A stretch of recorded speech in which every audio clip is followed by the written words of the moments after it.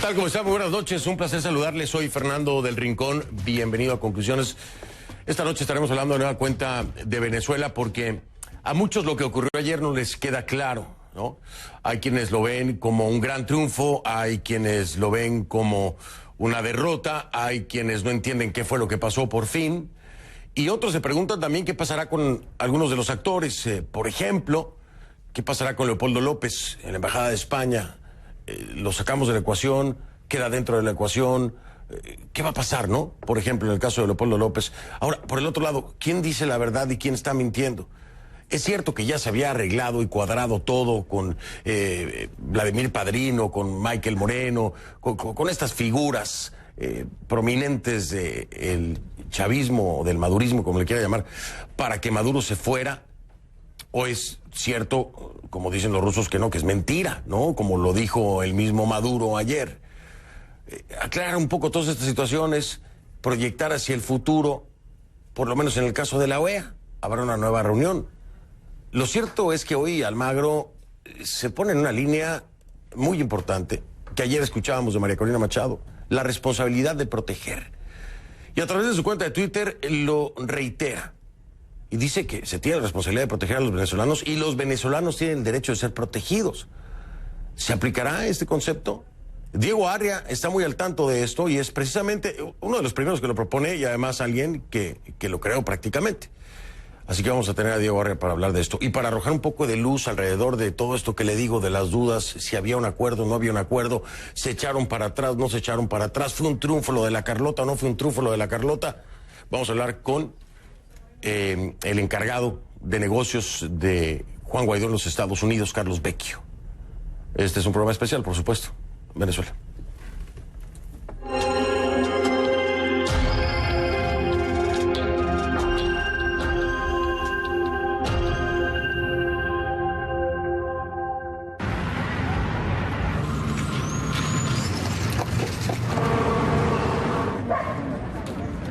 Estamos propensos a que esta broma aquí vayamos directamente a un estallido social. No nos esperábamos esto así, que no podíamos salir de nuestros hogares. Algo más de lo mismo, pienso yo que es esto.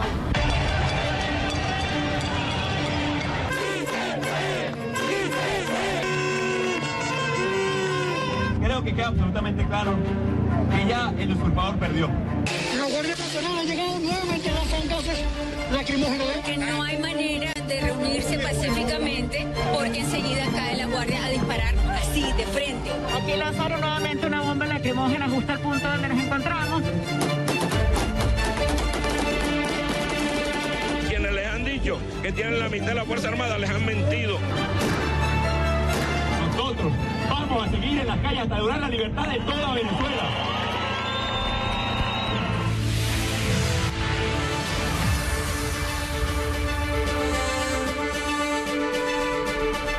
Ahora tenemos información de última hora. La ONG Observatorio de Conflictos informó vía Twitter sobre la muerte de Jurubit Rauseo García, de 27 años, en el marco de las protestas en Venezuela. La joven habría muerto en el quirófano después de recibir un impacto de bala, según un tuit de Juan Guaidó, quien se refirió a los hechos escribiendo: me comprometo a hacer que esa muerte le pese a quienes decidieron disparar contra un pueblo que decidió ser libre. El gobierno de Nicolás Maduro, como es costumbre, no se ha pronunciado al respecto. CNN no ha podido confirmar de forma independiente esta información. Ya son 55 muertos en Venezuela en manifestaciones en lo que va del año, según cifras de la OEA. Ayer se reportaba la muerte de Samuel Méndez, de 24 años. Bien, por el momento le pido me acompañe entonces utilizando la siguiente etiqueta para el programa de hoy, numeral Conclu 1, mayo, VZLA, o sea, 1 de mayo. Venezuela. Numeral Conclu 1 mayo VZLA. Esa es la etiqueta, la que vamos a estar utilizando a lo largo de este programa. Sus comentarios, por favor, a mi cuenta en Twitter, @soy F del Rincón, @soy F del Rincón, con esa etiqueta. Después de un 30 de abril para la historia, Venezuela amaneció este 1 de mayo sumida en el caos y la incertidumbre, como lleva meses, ¿no? Las calles se llenaron con protestas opositoras y marchas chavistas. Una vez más fuimos testigos de un pulso completamente desigual entre quien protesta y quien reprime. Gases lacrimógenos, tanquetas, perdigones de la Guardia Nacional contra cócteles Molotov de la oposición. Balas de los colectivos o grupos de choque leales a Maduro contra piedras de los manifestantes afines a Juan Guaidó. Fuentes de la oposición hablan de 78 heridos con lesiones de distinta consideración. Solo en el día de hoy, Solo en el día de hoy. Y 89 detenidos. Pero ni los macabros balances ni la desigualdad en la lucha hace que se rinda la oposición. No, Juan Guaidó quiere imponerse al chavismo en la calle. Por eso llamó a mantener la presión y convocó a paros escalonados a partir del día de mañana, de este jueves, hasta llegar a lo que sería una huelga general. Guaidó también admitió que ayer no se produjeron las suficientes deserciones militares a su favor, pero insiste en que habrá nuevos alzamientos porque el diálogo con las Fuerzas Armadas continúa. A ellos, a los militares, volvió a pedirles que se pongan del lado del pueblo. Escuchen. Faltan piezas importantes, Fuerzas Armadas, y hay que seguir hablándoles. Queda claro que nos escuchan. Queda claro que nos están escuchando. Hay que seguir, porque también sabemos y debemos reconocerlo, que ayer no fueron suficientes. Queremos insistir en que toda la Fuerza Armada se manifieste conjuntamente.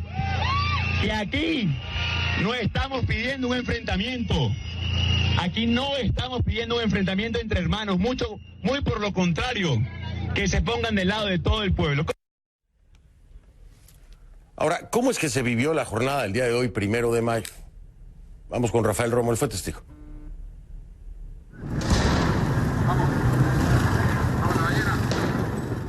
En este sector los jóvenes están siendo atacados por dos frentes. Uno es la Guardia Nacional, que están las tanquetas en blanco a una cuadra de aquí, y hay grupos de choque que sí, aquí en Venezuela se conocen como colectivos, que están atacando por la calle lateral a donde nos encontramos.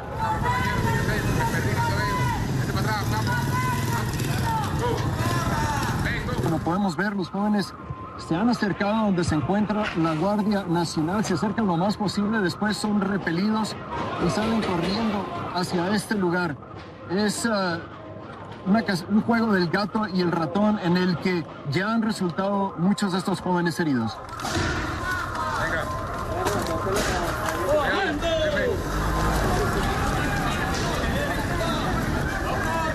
Estamos en Altamira y vemos cómo la gente empieza a correr para este lado. Se escucharon unos disparos y ha sido la misma situación que se ha visto en las últimas horas, de que los jóvenes empujan hacia aquel lado y de repente empiezan las detonaciones y salen corriendo hacia acá. Tenemos que movernos ahora. Veo que traes la mano herida. ¿Qué te pasó? Me puse a decir a todos como que calma y me pasaron por encima. Vi una moto, me caí y puse la mano ahí, pero gracias a Dios no es nada grave. ¿Has visto muchos heridos? Allá abajo, hermano, no he visto heridos. Los hermanos son, allá abajo están matando gente, hermano, y está la vaina fea. Se escuchan las detonaciones y la gente corre y se ponen a salvo en lugares como este, que es una calle cerrada al tráfico peatonal, pero donde no hay línea directa para que un efectivo de la Guardia Nacional pueda disparar. Pero estos son los momentos de tensión que se viven aquí, que se han estado viviendo durante todo el día. Están lanzando bombas, nos están tirando plomo, nos van a quemar una moto, ya nos soltaron más de 5 tiros y ya va una moto perdida, más de 4 personas heridas y nadie ve eso, nadie dice nada. Y aquí nosotros somos los que nos estamos por nuestro país y la gente tirándose selfie. De esta forma es como transportan a los heridos. Hay un contingente que se encuentra en la otra cuadra. En el momento que alguien resulta herido, lo sacan a toda prisa, ya sea en una motocicleta o en un vehículo como el que acaba de pasar. Mira, ahí está paramédico ahí. Escenas como estas se han repetido durante todo el día. Los jóvenes tratan de ingresar hacia el sector en donde se encuentra la Guardia Nacional y después se retiran. El mensaje es que ya están cansados de tener hambre, de no tener medicinas y de sufrir privaciones. Rafael Romo, CNN, Caracas.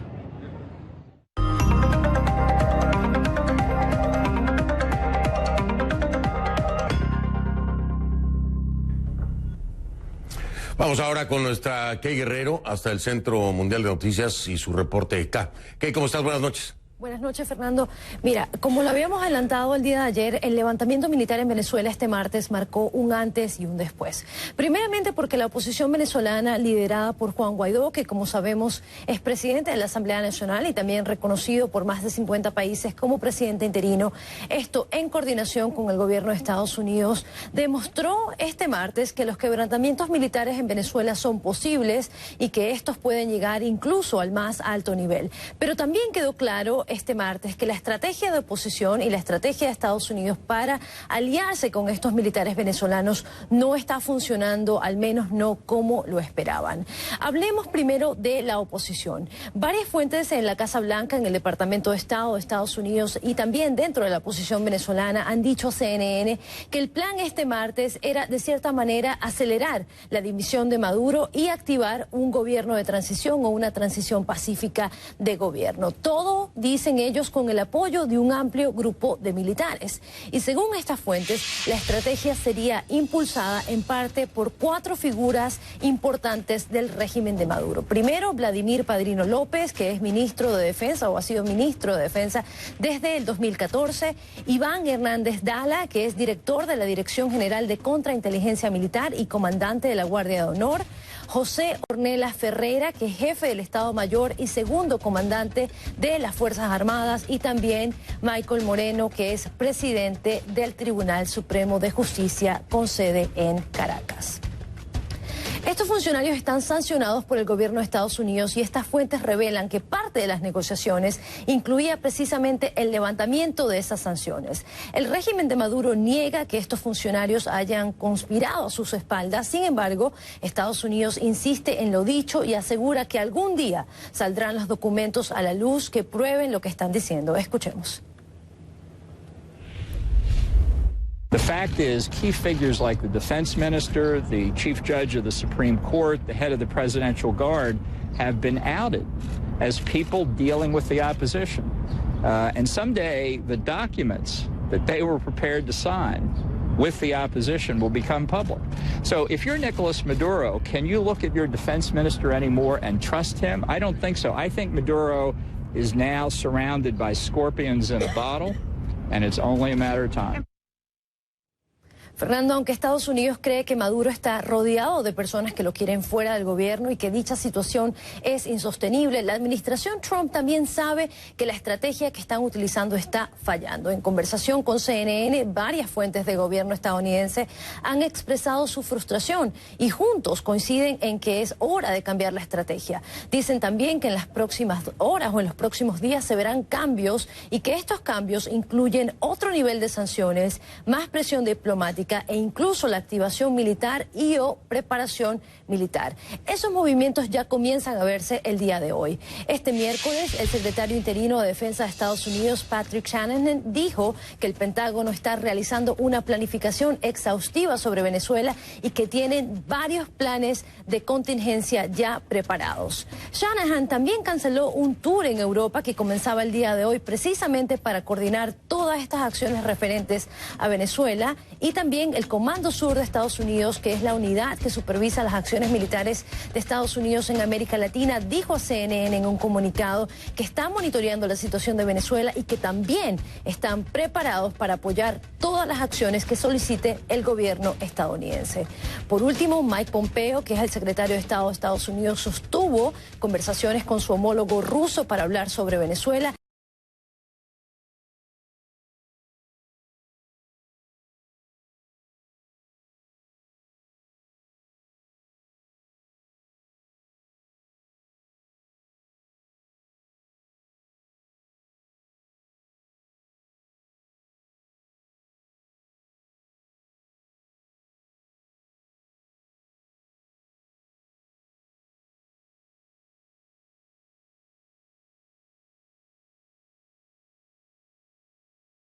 En Venezuela, Estados Unidos, con la cadena Fox, aseguró que si se requiere una acción militar en Venezuela, Estados Unidos la llevará a cabo.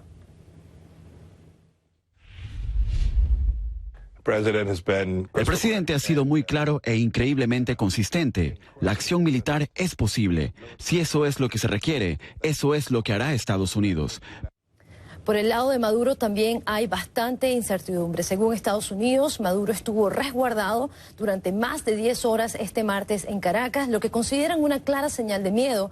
Y aunque Maduro dice que seguirá en Miraflores, que continúa su mandato, también dijo este miércoles que existe la traición de un puñado dentro de su gobierno que tiene las pruebas y que estas personas se estarían moviendo de embajada en embajada pidiendo refugio. Fernando. Y quiero agregar, porque hace unos minutos Donald Trump, el presidente de los Estados Unidos, fue entrevistado por una cadena estadounidense y ha hecho estas declaraciones sobre Venezuela. Dice que es algo terrible, que la gente se está muriendo de hambre, la gente se está muriendo, dice no hay comida, no hay agua. Es una situación terrible. Y dice después, vemos lo que ocurre y hacemos todo lo que podemos. Y hay quienes quieren que lleguemos a las últimas consecuencias, pero tenemos muchas opciones abiertas. Estamos viendo lo que sucede ahí. Es un desastre terrible. Y cuando habla de las opciones abiertas que hay, habla de sanciones. Creo que a veces el tema militar, y me dirás tú si coincides, a veces el tema militar se escucha mucho más desde las voces de un Elliot Abrams, un Pompeo, un Bolton, que del mismo Donald Trump, ¿no? Como lo veíamos en esta declaración. Él habla de muchas opciones abiertas. No es una referencia concreta. Habría que preguntar el por qué, ¿no? Pero hoy, siguiendo la línea de todos los que nos has presentado, pensábamos que se iba a dirigir o a mencionar el tema militar en esta declaración de Trump. No fue así. Bueno, Fernando, yo creo que hay que recordar que Donald Trump, aunque aún faltan 2 años para las próximas elecciones, está virtualmente en campaña electoral para reanudar su presidencia, y él en el año anterior o hace 2 años atrás, cuando llegó a la presidencia de Estados Unidos, dijo, por ejemplo, que lo que había pasado en Irak, lo que había pasado en Afganistán eran errores y que no debían repetirse. Yo creo que en estos momentos él va a ser muy cuidadoso en decir que está buscando una opción militar en Venezuela, precisamente porque es una jornada electoral, es un momento electoral acá en los Estados Unidos. Sin embargo, todos estos funcionarios que he venido mencionando, Pompeo, Bolton, Abrams, ellos dicen que este vocabulario llega directamente de la presidencia y del presidente Donald Trump, así que habría que ver, Fernando, quién está diciendo la verdad. Así es, porque el vocabulario, y está comprobado, vaya, es un hecho, lo estoy diciendo ahora, acaba de declararlo Trump, no lo utilizó él, sí lo escuchamos de Elliot Abrams, lo escuchamos de Pompeo y lo escuchamos de sus funcionarios, ¿no? Pero bueno, a lo mejor les dijo, ustedes díganlo, yo no lo voy a decir, pero ustedes díganlo y digan que dije yo. También puede ser. Pero estoy de acuerdo contigo en el tema electoral, que sí. Es una anotación muy importante la que has hecho. El tema electoral es sumamente importante. Te mando un abrazo, Mickey. Buenas noches, gracias por tu trabajo. Gracias, Fernando. Buenas noches. Buenas noches. Era nuestra Kay Guerrero en vivo desde Atlanta. La encuentra en Twitter como @KGuerreroCNN, @KGuerreroCNN. Vamos a hablar de este tema, a ver si encontramos respuestas un poco más concretas, más claras, ¿no? Él es uno de los protagonistas, sin duda alguna. Vamos.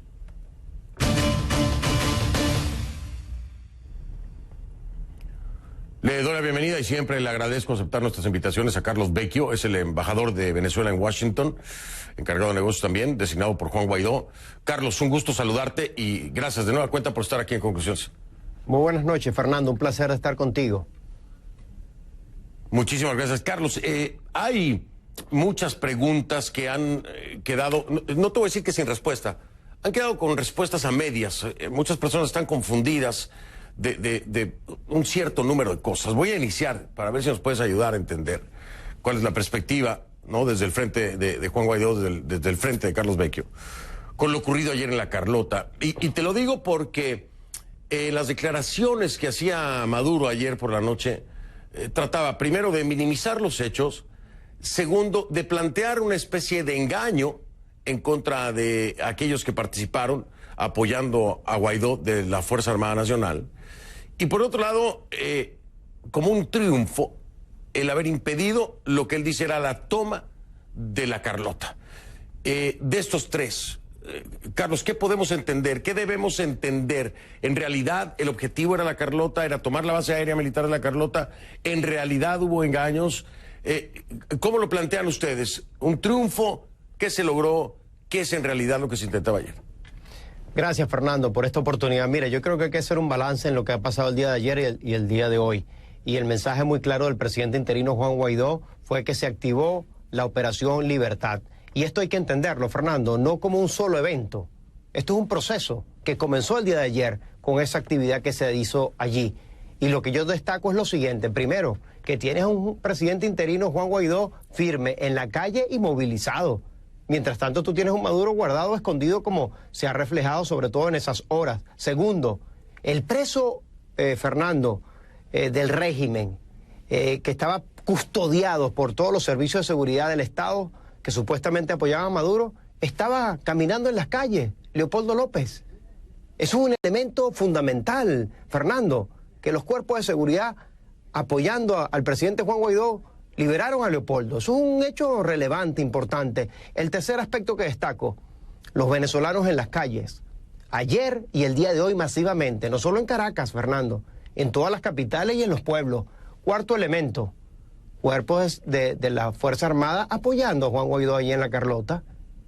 Es decir, esa manipulación que trata de hacer el gobierno no es cierta. Y el último aspecto, que es clave, altos funcionarios del círculo íntimo de Maduro, civiles y militares, estaban negociando la salida de Nicolás Maduro. Ahí están eventos claros, eventos que nos dicen que este régimen está colapsando, Fernando, que Maduro no es capaz de darle ningún servicio a nuestro pueblo, que está sobreviviendo en el poder día a día, y que la estrategia que nos hemos planteado es clara y firme. Mantengamos nuestra determinación, porque ese cambio va a llegar. Estos son elementos, Fernando, claros, tangibles, que los estamos viendo, donde Maduro ya no puede confiar en nadie, porque jamás va a poder dormir tranquilo, porque hay una voluntad de cambio y una necesidad de cambio grande que está, insisto, en el círculo íntimo de Nicolás Maduro.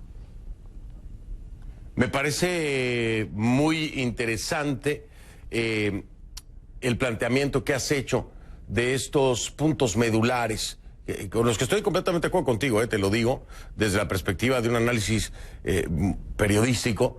Pues sí, todo esto ocurrió, Leopoldo López estaba en la calle, Juan Guaidó, con muchos pocos o los que sean militares, aún sigue en la calle con una convocatoria masiva. Por el otro lado, bueno, pues militares, muchos pocos o los que sean, le dieron la vuelta completamente, se le enfrentaron, desconocieron a Maduro. Y lo decía yo ayer, tardó más de 12 horas, calculaba yo 16, pero bueno, a lo mejor me equivoco, pero 12 horas por lo menos en aparecer Nicolás Maduro, después de todo lo que vimos durante todo el día, ¿no? 12 horas. Y eso habla de que dónde estaba, qué estaba haciendo, por qué 12 horas después. Y decía en la noche, bueno, es que me pidieron que me dirigiera. Es que después de eso, cualquier presidente no le tienen que pedir, tiene que salir a hablar, ¿no? Pero en fin, entiendo tu planteamiento, coincido en algunos de los puntos. Donde me queda mucha duda, Carlos, es qué pasa, por ejemplo, en el caso de Leopoldo. Ayer, la presencia de Leopoldo López ayer creo que motivó a millones de venezolanos dentro y fuera de Venezuela. El volverlo a ver en la calle, el volverlo a escuchar apoyando a Juan Guaidó, el volverlo a ver en un plan que es originalmente trazado por Leopoldo López. Hay que dejarlo bien claro, el tema de la calle es Leopoldo López el que trae esta como una salida, ya se llamaba la salida. ¿Qué pasa entonces con Leopoldo ahora que está con su familia en la embajada de España? ¿Lo sacamos de la ecuación o Leopoldo sigue siendo parte de esto y de qué forma?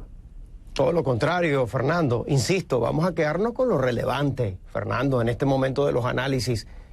Leopoldo López era la joya de la corona del régimen, el preso político más emblemático del régimen, recustodiado toda su casa con los servicios de inteligencia que supuestamente apoyan a Maduro. Bueno, Leopoldo López está hoy fuera de ese secuestro, burló ese secuestro del régimen. De manera que eso es lo relevante.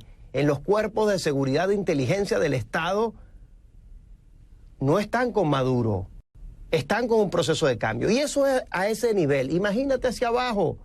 E igual está pasando en los círculos íntimos arriba de Nicolás Maduro. Imagínate hacia abajo. Ahora, si Leopoldo López estaba jugando un rol importante en las condiciones que estaba, te podrás imaginar ahora con mayor libertad para seguir operando y apoyando, en este caso, a Juan Guaidó como presidente interino, articulando con los distintos factores de oposición y sobre todo a nivel internacional con quien he venido trabajando para articular todo el esfuerzo internacional. De manera que aquí lo fundamental, lo importante, Fernando, es que todo el servicio de inteligencia que supuestamente estaba apoyando a Maduro, digamos, facilitó toda la operación. Y ahora tenemos a Leopoldo López con una capacidad de operación mucho más grande que la que teníamos antes. Entonces, ¿qué te quiero decir con esto? Mire, esto no es un evento, Fernando, es un proceso. Estamos escalando una montaña, siempre hemos ido subiendo. Hoy estamos más cerca de la cúspide y Maduro está más débil y sigue bajando. Lo que quiero decir con esto es que estamos más cerca del final de la usurpación y que nos toca a nosotros continuar con determinación, como lo ha hecho nuestro pueblo el día de hoy, de mantenerse en las calles, de continuar la presión desde la Asamblea Nacional y de incrementarla a nivel internacional. Y con todo este esfuerzo estoy convencido que el final de la usurpación está muy cerca. Y ese es el rol que nos toca. Estamos avanzando, estamos subiendo. Mira, Maduro, Fernando, no va a poder dormir más en paz, porque él lo sabe. Él sabe lo que estamos diciendo, que su círculo íntimo estaba negociando su salida. Ya su permanencia en el poder no depende de él, sino de otros. Y esos otros saben hoy en día, Fernando, y déjame terminar con esto, ellos saben que ya Maduro no va a ninguna parte, que es el pasado, que es el fracaso y que la única forma de solventar nuestra crisis es saliendo de Maduro. Así que eso ya está en toda la sociedad venezolana y eso va a llegar si mantenemos la firmeza y la determinación bajo el liderazgo de Juan Guaidó como presidente interino. Carlos, estando en Washington, tienes acceso a muchos funcionarios y estás en muchas charlas. ¿Tú podrías darnos la certeza? Yo no creo que hayas tenido acceso al documento al que hace referencia a Elliot Abrams, donde dice que había 15 puntos de acuerdo precisamente que se estaban trabajando o que se habían trabajado con Michael Moreno, con Vladimir Padrino, en fin, con los ya mencionados. Si tuviste el acceso, bueno, dime, pero si no, con todo lo que has hablado, con los funcionarios que has tenido roce, con los que te has sentado a analizar y a estipular, ¿puedes darnos la certeza de que en efecto, desde la cúpula de Vladimir Padrino, Michael Moreno, ellos estaban listos ya para reconocer y apoyar a Juan Guaidó? Esto es una realidad, lo ha desmentido Rusia, pero insisten desde Washington en esto. Carlos Vecchio, ¿tú puedes darnos certeza de esto? Mira, Fernando, te lo voy a decir mirándote aquí a la cámara, claramente, firmemente. Todo el círculo íntimo de Maduro está negociando la salida de Nicolás Maduro del poder. Nicolás Maduro hoy es el pasado. No es capaz de estabilizar a Venezuela, no es capaz de darle agua, ni comida, ni medicina a nuestro pueblo. Todo el mundo sabe, incluyendo el círculo íntimo de Nicolás Maduro, civil y militar, que es necesaria la salida de Maduro para restablecer el sistema democrático en Venezuela y comenzar a transformar a nuestro país. De manera que eso que está allí pasando, y te lo digo con toda responsabilidad y con elementos en la mano, hoy el círculo íntimo de Nicolás Maduro habla de la necesidad de salir de Nicolás Maduro. Por eso le llamo un mensaje a nuestro pueblo de mantenernos firmes en el camino que estamos avanzando. Con el liderazgo de Juan Guaidó, estamos muy cerca, e insisto, esto es un proceso, Fernando. Estamos escalando una montaña. Sí. Cada día subimos más y Nicolás Maduro baja más. Entonces no perdamos el norte. Estamos muy cerca y sé que esa determinación que ha mostrado nuestro pueblo está a punto de materializarse. Ha sido más de 20 años ya, 20 años, y con lo que ha pasado el tiempo no es nada, ¿no? Si se ponen a comparar, pues, no es nada. Pero entonces de que... Pero también, Fernando, fíjate, ha sido 20 años, pero hemos estado en estos dos últimos meses, 3 meses, con unos avances que nunca habíamos tenido. Esa es la realidad. Nadie imaginó, Fernando, que hubiésemos podido estar aquí el día de hoy. Bueno, imaginémonos lo que viene, Fernando, para el futuro. Nadie imaginó que yo pudiera estar sentado hoy aquí como embajador. Nadie imaginó que podíamos tener el control de Citgo. Nadie imaginó que Juan Guaidó podía ser el presidente interino de Venezuela. Nadie imaginó que podíamos tener más de 50 países que nos reconocieran hoy a nivel mundial. Nadie imaginó la masiva protesta de los venezolanos pacíficamente en nuestro país, en todos rincones de Venezuela. Bueno, nadie lo imaginó, Fernando. Mírame todo lo que hemos logrado. Imagina todo lo que puede venir entonces. Y a eso hacía referencia, ¿no? Es decir, comparado con 20 años lo que se ha logrado es impresionante desde la perspectiva, obviamente, de los avances de la oposición y del mismo Juan Guaidó. Carlos, te tengo que dejar porque voy a hablar de OEA, vamos a hablar también de la responsabilidad de proteger, y tú ya conoces las declaraciones de Almagro el día de hoy, así que vamos a darle el espacio también. Te mando saludos en Washington y gracias. Muchas gracias, Fernando. Un fuerte abrazo. Igualmente, abrazo, gracias. Carlos Vecchio, embajador de Venezuela en Washington, designado por Juan Guaidó. Hago una pausa, regreso. Venezuela, esta jornada de protestas, tensión, presión internacional y, por supuesto, más represión. La misma de siempre, ¿eh? La misma fórmula. Y de nueva cuenta, hay sangre. Hay sangre. Hay muertos. Al menos una. En Venezuela.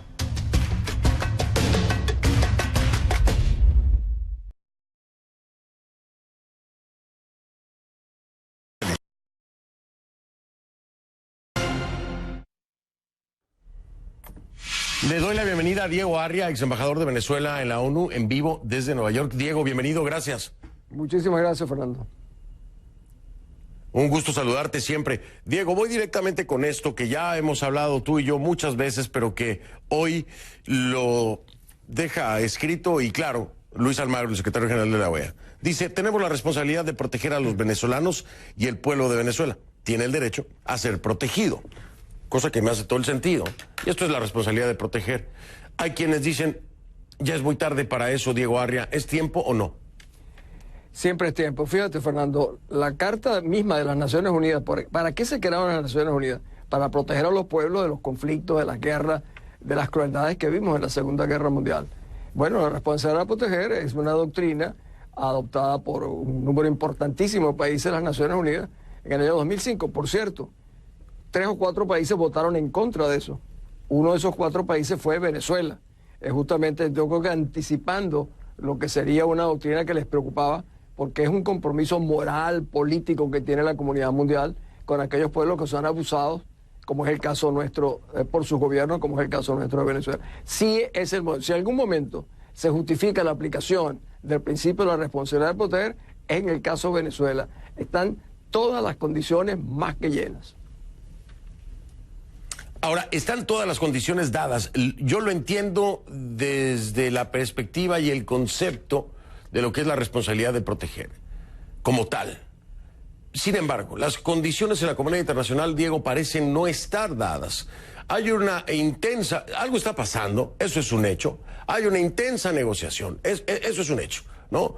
Diga lo que diga Rusia, diga lo que diga Maduro, diga lo que diga Estados Unidos, aquí hay una negociación, hay algo pasando dentro de la cúpula, lo sabemos, eso es una realidad. Pero te decía, no hay las condiciones dadas, parece, para la responsabilidad de proteger en la comunidad internacional. Diego, ¿por qué? No es frecuente que estén dadas las condiciones jamás. La comunidad internacional es muy reticente, muy cautelosa, sobre todo para participar en conflictos.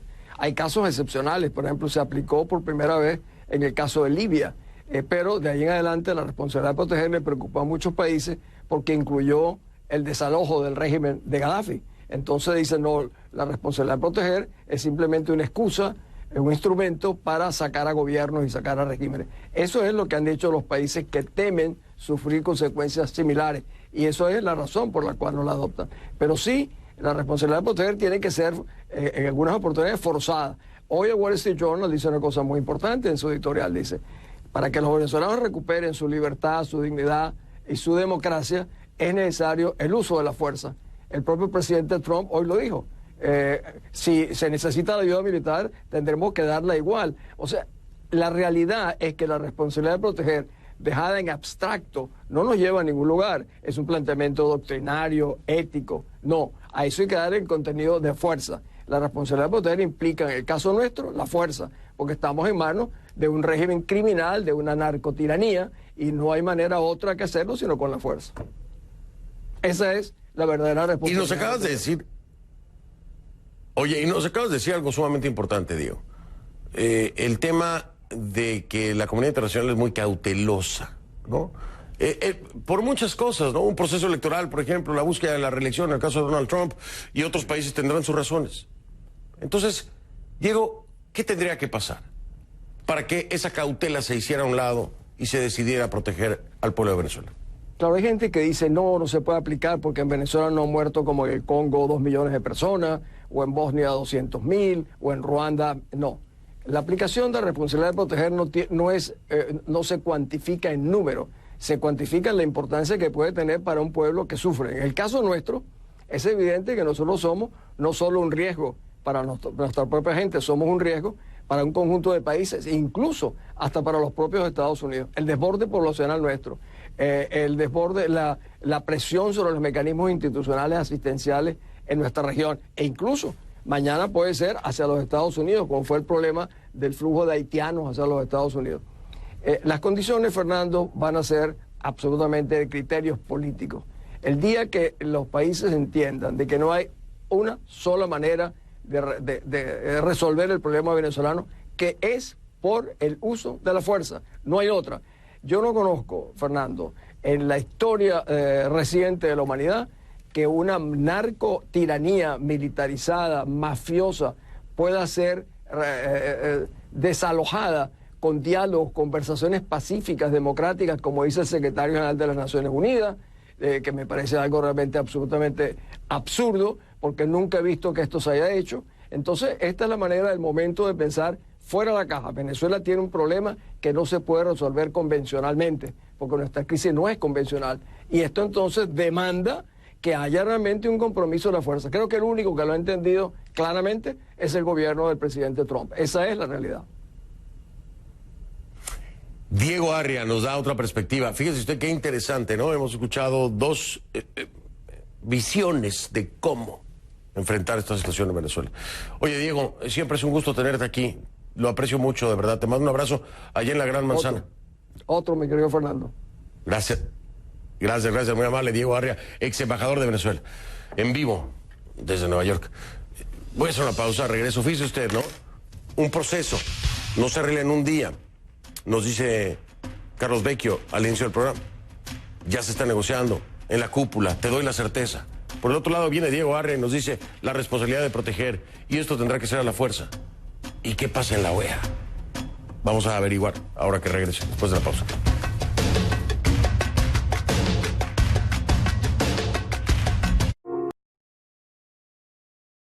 Una sesión extra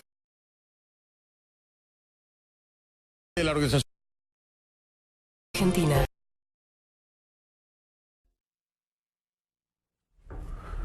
El Consejo Permanente de la Organización de los Estados Americanos consideró este miércoles la situación en Venezuela en una sesión extraordinaria. La posición del secretario del organismo y del secretario general Luis Almagro fue muy clara. El pueblo de Venezuela ya ha pagado un costo altísimo en vida, en sangre, en tortura y en migración para tratar de salir de la dictadura.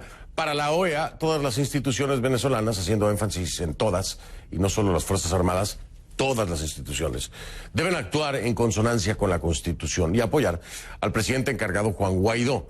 Este jueves, el Consejo Permanente de la OEA volverá a reunirse para deliberar sobre el rol de los actores externos en Venezuela.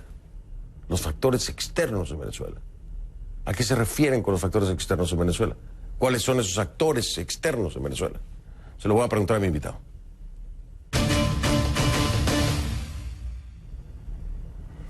Es Gonzalo Conque, jefe de gabinete del secretario general de la Organización de los Estados Americanos. Gonzalo, mil gracias por estar aquí de nueva cuenta. Saludos. Hola, buenas noches, Fernando. ¿Cómo va?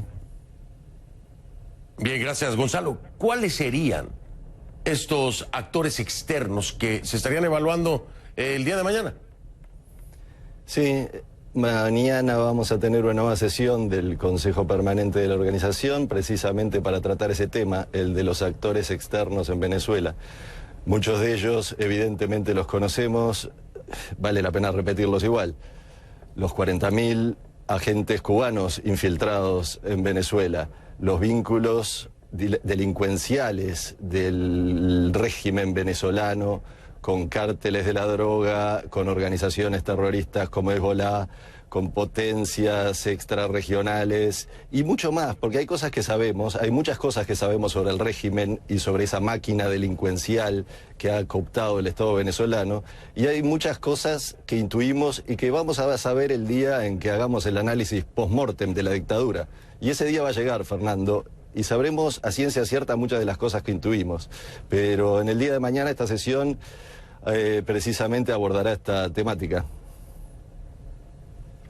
Mañana se aborda esta temática que es sumamente importante, y lo que tú ya decías, hay cosas que sabemos, otras que intuimos y que esperamos llegue el punto de comprobación, y muchos trabajamos para eso. Pero, ¿cuál sería la resultante de esto, Gonzalo? Es decir, en la crisis venezolana, ¿cuál sería el beneficio en este momento de poder determinar estos actores? ¿Se buscarán acciones para ejercer presión? ¿Cuál es la resultante de esto? ¿Qué se busca el día de mañana? Como usted mencionaba, Fernando, la OEA está trabajando con todas sus capacidades en el tema Venezuela. El secretario general Luis Almagro se ha expresado, ha puesto en marcha todos los instrumentos interamericanos que vienen al caso, los países en el Consejo Permanente lo han hecho, toda la gama de herramientas a la que tiene acceso la Organización de los Estados Americanos está en marcha. Y la Organización de los Estados Americanos en ese sentido ha cumplido, porque se han aprobado las resoluciones correspondientes, se han adoptado desde el 3 de abril del 17 a la fecha todas estas decisiones que han, desde que se declaró la alteración del orden constitucional en Venezuela en abril del 17, hasta la aceptación del legítimo embajador venezolano, el embajador Tarren, del Consejo Permanente en las pasadas semanas como el titular de la silla, la OEA ha puesto en marcha todos los mecanismos. ¿Qué sucede? Acá estamos ante una dictadura de un corte muy diferente a todo lo que hemos conocido en el hemisferio a lo largo de la historia.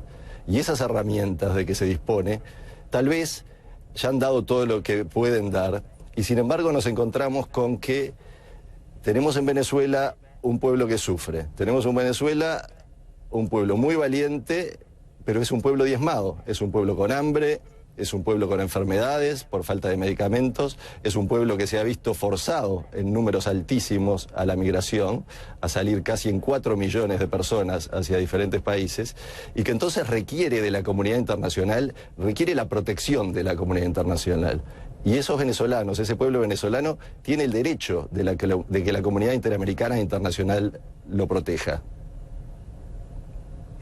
Estaría, y lo mencionaba yo, estaría en la misma línea que lo que me ha dicho Diego Arrea, porque, a ver, cuando leo el tuit del secretario Almagro, no puedo dejar de pensar en la responsabilidad de proteger.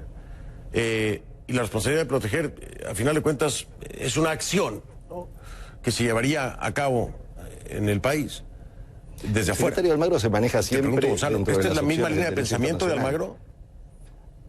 Claro, pero es la misma línea de pensamiento de Almagro. ¿El tuit hace referencia a esto?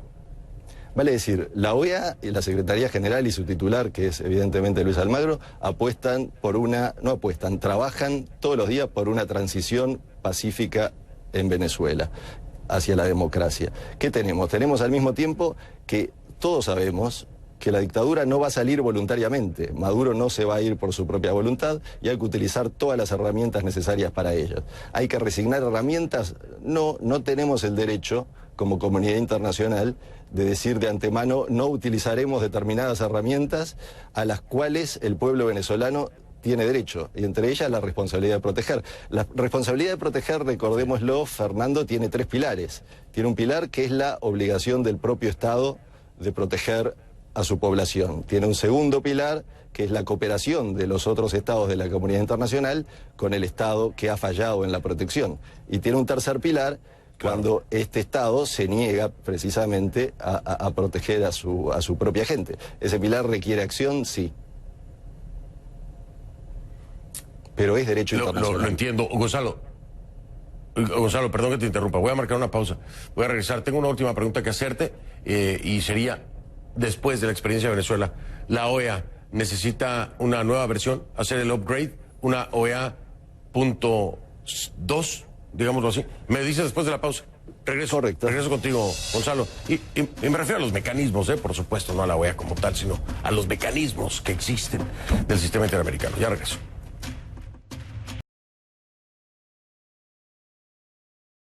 Yo insisto en ser... CNN. Estamos de vuelta, continuamos con Gonzalo Conque, jefe de gabinete del secretario general de la Organización de los Estados Americanos. Y te preguntaba, Gonzalo, tú decías algo muy interesante. Como que ya dio la estructura actual del sistema interamericano, como que ya dio todo lo que podía dar, ¿no? En el caso de Venezuela. Porque se está enfrentando una situación atípica, en donde tal vez el planteamiento ya no alcanza. Te pregunto, ¿debe haber una renovación del sistema interamericano? ¿Debe de reinventarse la OEA y el sistema interamericano? Creo, Fernando, que las herramientas existen. Lo que pasa es que en efecto nos enfrentamos a algo nuevo absolutamente. Una dictadura con características no políticas sino delincuenciales. Y entonces, pongo un ejemplo horrible, lamentable. Van, en lo que va del año, 55 personas asesinadas en protestas en Venezuela por la dictadura. Pongo otro ejemplo horrible, la matanza de los Pemones. ¿Cuál es el límite de la sangre derramada de los Pemones para que la comunidad internacional reaccione con declaraciones? Y evidentemente las declaraciones son necesarias, las declaraciones hay que hacerlas, pero existen todas estas otras herramientas que la comunidad internacional tiene y que implican un aumento de la presión ante una dictadura, y vuelvo al concepto que teníamos en el inicio de nuestra conversación, que el día que esté derrotada y el día que caiga, deberemos analizarla y tal vez sí ayudar a la comunidad internacional y al sistema interamericano eventualmente a dotarse de los antídotos para evitar que tragedias de estas características como la que han afectado y afectan hoy al pueblo venezolano se vuelvan a repetir. Una autopsia de ley habría que hacer, tal cual, para que usted lo entienda en términos, allá en casa, términos médicos, si quiere verlo así. Por lo pronto, Gonzalo Conque, como siempre, mil gracias por haberme acompañado. Saludos hasta Washington. Un abrazo. Muchas gracias, Fernando. Un abrazo. Igualmente, Gonzalo Conque, jefe de gabinete del secretario general de la Organización de los Estados Americanos, OEA. A una pausa, vengo. El domingo, los panameños hacen escuchar su... El padre Leopoldo López le confirmó hace minutos.